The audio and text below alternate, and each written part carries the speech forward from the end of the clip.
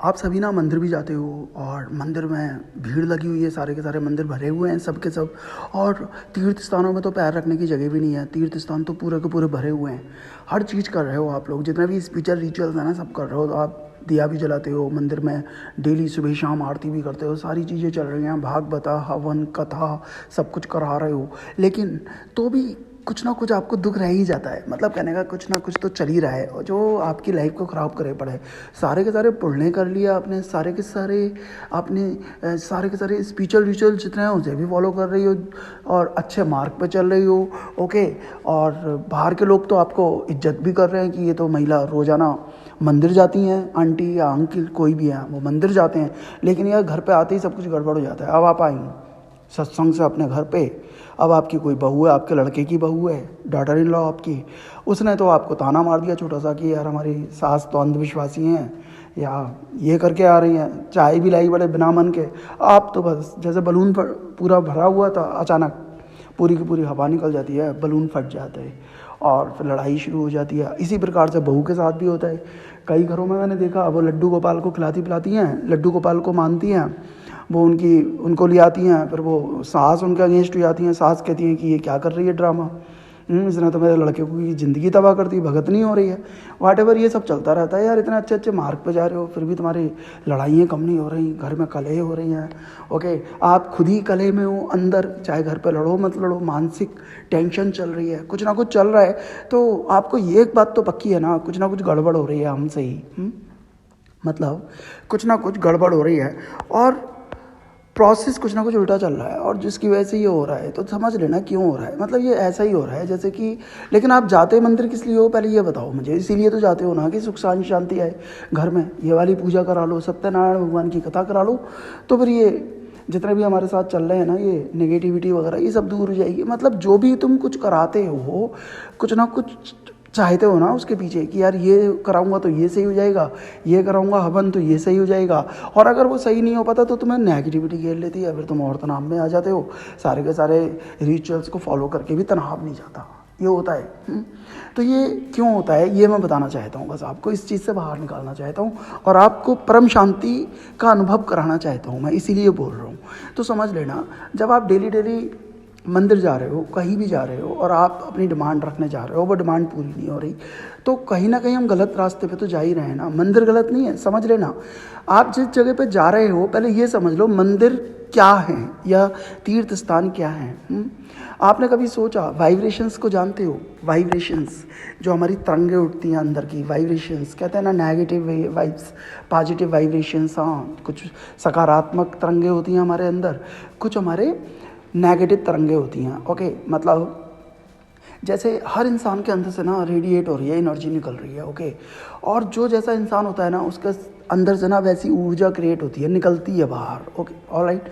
आपने देखा होगा कि जब आप ना किसी क्रिमिनल के साथ बैठ जाओ, किसी गलत इंसान के साथ बैठ जाओ, तो ना आपकी फीलिंग्स भी वैसी होने लगती है। कुछ कुछ आप हिंसात्मक हो जाओगे, वायलेंट हो जाओगे, कुछ ना कुछ अशांत से। मतलब आप देखोगे यार मैं तो बिल्कुल अच्छा था, मैं कुछ गलत सा कैसा फील कर रहा हूँ। या किसी अच्छे इंसान के साथ आप जब बैठते हो, किसी साधु संत के पास बैठ जाओ, सत्संग में चले जाओ, तो आपकी एनर्जी उस समय बिल्कुल अच्छी हो जाती है। आप कहते हो यार मैं तो बड़ा शांत हो गया। तो इसका कारण कोई अच्छा बुरा नहीं है, उसकी तरंगें आ रही हैं। जो अच्छे कर्म कर रहा है उसकी भी तरंगें निकल रही हैं, जो बुरे कर्म कर रहा है उसकी भी तरंगें निकल रही हैं और वो आपके अंदर घर कर रही हैं। अब अगर मंदिर जाके हमें ऐसा हो रहा है तो भैया मंदिर में कौन सी गलत तरंगें आ रही हैं जो हमारे साथ ऐसा हो रहा है? और मंदिर जाने वाले ज़्यादा परेशान हैं, और या ऐसा समझ लो जो परेशान है वो ही मंदिर जाएंगे। जो परेशान है, जो खुश इंसान है वो मंदिर ही नहीं जाता। कहते हैं ना दुख में ही याद करते हैं परमात्मा को, तो वो ही मंदिर जाते हैं ज़्यादातर।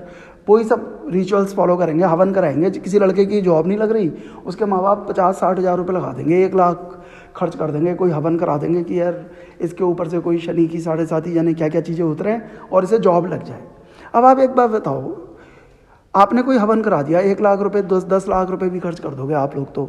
ओके, जॉब के लिए या किसी चीज़ के लिए भी आपने कोई हवन करा दिया, तो क्या ये सही तरीका है? कराना चाहिए हमें? कभी सोचो। हवन के अगेंस्ट नहीं हूँ, लेकिन कभी सोचना। तो ये तो ऐसा ही हुआ ना, जैसे आपका रेफ्रिजरेटर ख़राब है या आपका एसी ख़राब है, घर का कोई मशीन ख़राब है और आप ले जाओ उसे मंदिर में और परमात्मा के आगे कहो कि भगवान इस मशीन को सही कर दे, तू एसी सही कर दे। अब भाई परमात्मा कोई मैकेनिक थोड़ी ना है, इंजीनियर थोड़ी ना है, वो कैसे कर देगा आपका एसी सही या वॉशिंग मशीन सही? तो गलत रास्ते पे जा रहे हो ना। मेरा मतलब बताने का ये है, आप बस यही कर रहे हो, अपने एसी वगैरह को लेके जा रहे हो, भगवान से करो सही कर दे। ओके, आपको करना क्या है, अगर आपका एसी खराब हो जाए, आप कोई भी चीज़, आपके घर की मशीन मिक्सी खराब हो जाए, आप उसे उसकी दुकान पे लेके जाओ, जहाँ पे वो सही होती है वो सही हो जाएगी। मतलब सही ट्रैक पे जाओ। अब आप मंदिर जा रहे हो, अब मंदिरों में क्या चल रहा है ये समझ लो पहले, जिसकी वजह से दुख आ रहे हैं। देखो, परमात्मा को क्रिएट करने वाला कौन है? धारणा काम करती है, हम सबकी धारणाएं काम कर रही हैं। ओके, धारणा को मानते हो? अभी आपको बहुत चीज़ें समझ लेनी है पहले। जैसे मैंने वाइब्रेशंस के बारे में बताया, तरंगे, ये साइंस है, मैं कोई आपको अंधविश्वास नहीं दे रहा हूँ, मतलब ये साइंस है। हर अंदर से हमारी तरंगे निकल रही हैं, तरंगे। ओके, हर इंसान के अंदर से रेडिएट हो रहा है। ओके, कुछ ना कुछ तरंग निकल रही है। इसी प्रकार से धारणा होती है। हम जो भी स्पेकुलेट करते हैं, हमारी धारणा क्या है? ओके, तो और हमारे योग में भी कहा गया है, धारणा योग समाधि, धारणा को पहले रखा गया है। धारणा, जिस तरीके की हम धारणा कर लेते हैं ना, जो हम विचार कर लेते हैं, कोई भी हम धारण कर लेते हैं, तो वो वैसे ही हमें दिखने लगता है। अब कैसे? ध्यान से समझना आप। जैसे कोई बंदर है, ओके, तो बंदर, आपको क्या लग रहा है, बंदर कोई इंसानों को अच्छा समझते हैं? भाई हम लोग समझते हैं हम लोग सर्वश्रेष्ठ योनि है, लेकिन बंदरों से पूछा हमने? कभी नहीं पूछा। तो बंदर हमें, हो सकता है वो गंदा समझते हो, तभी तो वो हमारे सामने एकदम से घूरने आ जाते हैं। जैसे ही हम जाते हैं तो डराते हैं हमें, क्योंकि वो हमसे नफरत करते हैं। कहीं ना कहीं बंदर इंसानों से नफरत करते हैं। तो अगर बंदरों का कोई भगवान होगा, तो बंदरों ने अपनी तरीके से भगवान क्रिएट किया होगा। या कोई भी जानवर है, चूहा है, तो चूहे ने अपनी तरीके से भगवान क्रिएट किया होगा।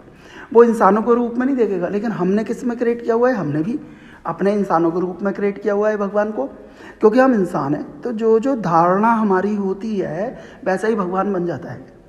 अब जैसे मुस्लिम्स हैं तो उनका अल्लाह है, और जैसे क्राइस्ट है, ये क्रिश्चियंस हैं तो उनके जीसस क्राइस्ट हैं। तो उनको कृष्ण से कोई मतलब नहीं, और कृष्ण भक्तों को जीसस क्राइस्ट से कोई मतलब नहीं, और किसी को भी किसी के धर्म से मतलब नहीं। मतलब कहने का, अगर आप कृष्ण को मानती हैं तो आपके सपने में कौन आएगा?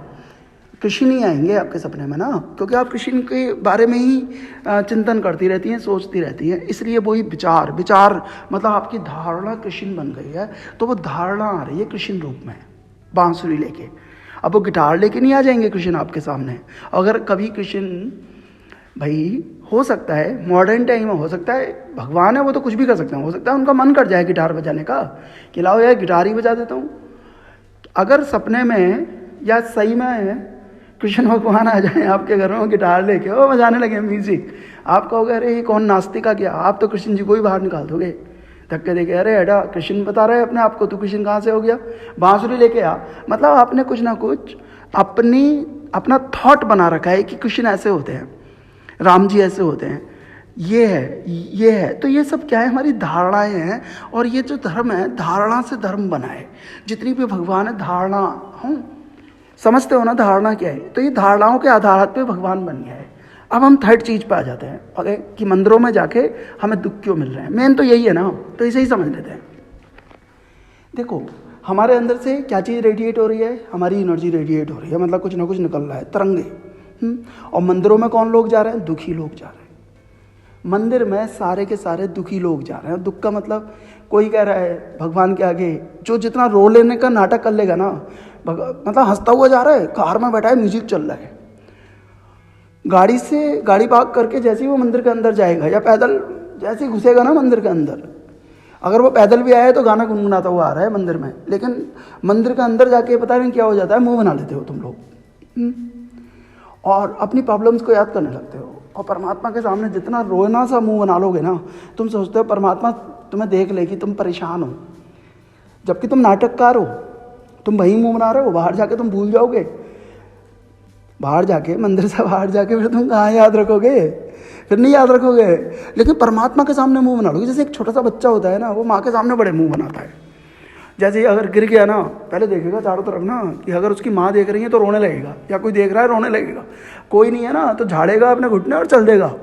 जब बच्चा इतना समझदार है, तो आप तो बड़े हो गए, आपके अंदर तो जाने कितने बच्चे काम कर रहे हैं, मतलब कितना माइंड काम कर रहे हैं आपके अंदर। तो वो क्या करते हो आप लोग? आप सोचते हो कि वो देख ले, हमें परेशान देख ले तो हमारा समाधान हो जाएगा।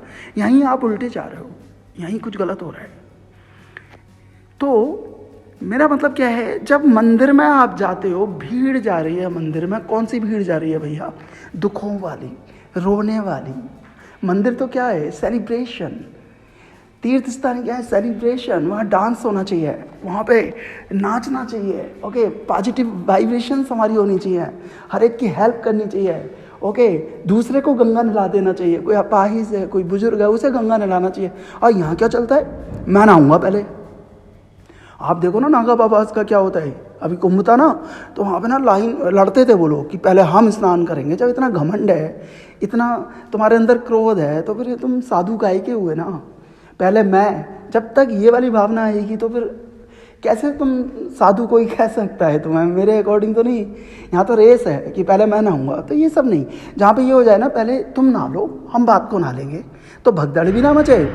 और इसे सत्य बोलते हैं, इसे पुण्य बोलते हैं। एक्चुअल पुण्य यही होता है। तो मंदिरों में क्या होता है, जहाँ भी आप जा रहे हो, तीर्थ स्थान पे जा रहे हो, गंगा मैया के आगे रोने लगोगे, जाने क्या क्या चढ़ा दोगे गंगा मैया को, चुनरी वगैरह, जाने क्या क्या। और बल्कि गंगा को ज़्यादातर गंदा ही करके आते हो आप, जाने क्या क्या अपने अगरबत्तियाँ फेंक के आ जाओगे, उल्टी सीधी चीज़ें चढ़ा देते हो, जहाँ वो गंगा गंदी हो रही है, जबकि इनडायरेक्ट वे में। तो आप ना जहाँ भी जाते हो ना स्पिरिचुअल प्लेस पे, तो आप अपने दुखों को लेके जा रहे हो। भीड़ जो है ना, वो क्या छोड़ रही है वहाँ पे, कौन सी एनर्जी रेडिएट हो रही है? दुखों वाली। तो मंदिरों में सबसे ज़्यादा दुखों वाली एनर्जी रेडिएट होती है, सबसे दुखों वाली, क्योंकि सब दुखी लोग जा रहे हैं, तो वहाँ पे दुख क्रिएट होता है। अब मंदिरों में क्या है, भगवान ने सब आपके ऊपर छोड़ रखा है। अगर आप खुश हैं तो भगवान आपको खुशी दे के भेज देगा, अगर आप दुखी हैं तो भगवान आपको उतना ही दुख दे के भेज देगा। भगवान अपनी तरफ से आपको कुछ नहीं देगा कि आपके आंसू देखे तब वो आंसू पहुँचेगा, नहीं नहीं।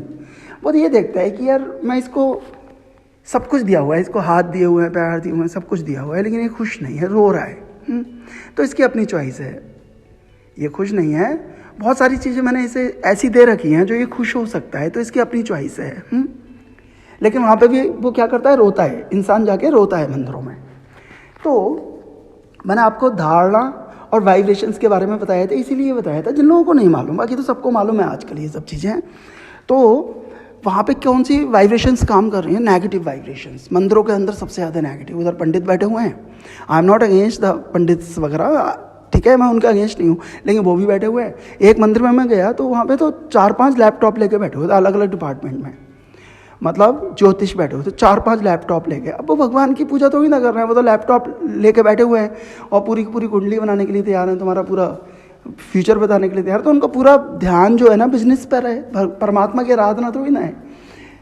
तो तुम समझो वहाँ पे जो है या तो बिजनेस चल रहा है या फिर दुखों वाली वाइब्रेशंस चल रही हैं। जितने भी लोग हैं, भीड़ है, दुखों लेके जा रहे हैं, वो ही रेडिएट हो रही है। और जो चीज़ रेडिएट हो रही है वही आपको टच कर रही है, वही आप लेके आ रहे हो। परमात्मा तो आपके अकॉर्डिंग चलता है।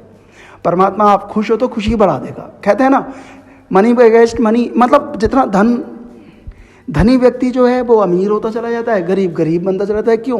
परमात्मा उसे वही देता है जिसके पास जो है, परमात्मा तो वही चीज़ देता है। अगर आपके पास खुशी है ना, आप मान लो कि आप खुश हो, परमात्मा आपकी झोली खुशियों से भर देगा। अगर आप मान लो दुखी हो, रो के दिखाओ परमात्मा के आगे, परमात्मा आपको आंसू ही दे देगा।